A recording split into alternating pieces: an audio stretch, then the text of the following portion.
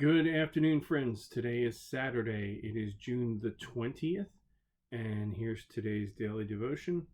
The scripture reading is from the Old Testament, Isaiah chapter 8, verses 16 through 18. Bind up the testimony, seal the teaching among my disciples. I will wait for the Lord, who is hiding his face from the house of Jacob, and I will hope in him. See, I and the children whom the Lord has given me are signs and portents in Israel from the Lord of hosts who dwells on Mount Zion. Now, today's reading from the Daily Bread is called Is God There? It's written by Leslie Coe. And she writes, Leela was dying of cancer, and her husband Timothy couldn't understand why a loving God would let his wife suffer. She had served him faithfully as a Bible teacher and mentor to many. Why did you let this happen? He cried. Yet Timothy continued to be faithful in his walk with God. So why do you still believe in God? I asked him frankly. What keeps you from turning away from him? Because of what has happened before, Timothy replied. While he couldn't see God now, he recalled the times when God had helped and protected him. These were signs that God was still there, caring for his family. I know the God I believe in will come through in his own way, he said.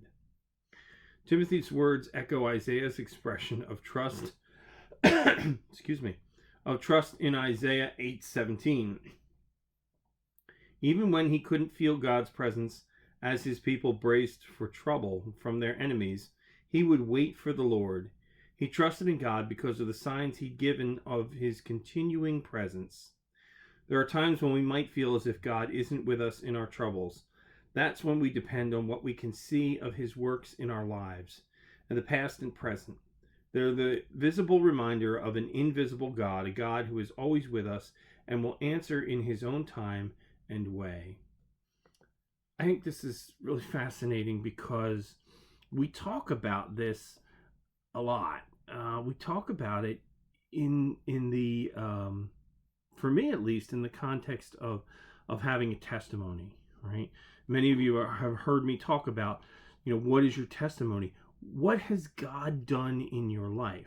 Well, not only is that a testimony, something that you can tell other people that might bring them closer to God, but it's also something for you to rely on, something for you to fall back on in tough times. And I know many of you do that already, and that's fantastic. Maybe the extension for you is being able to turn that into your testimony. But either way, whether it's a testimony or whether it's your reliance on God, this is something that's vital, I think, to all of us.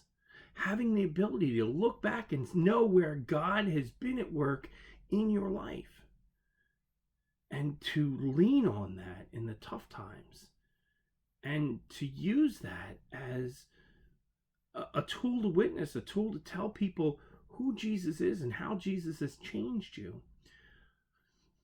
So do you have that story, that experience, that testimony in your life that is both uplifting for you and can be uplifting for others? That's your thought for today. Hope you're all doing well. Take care and God bless. Bye now.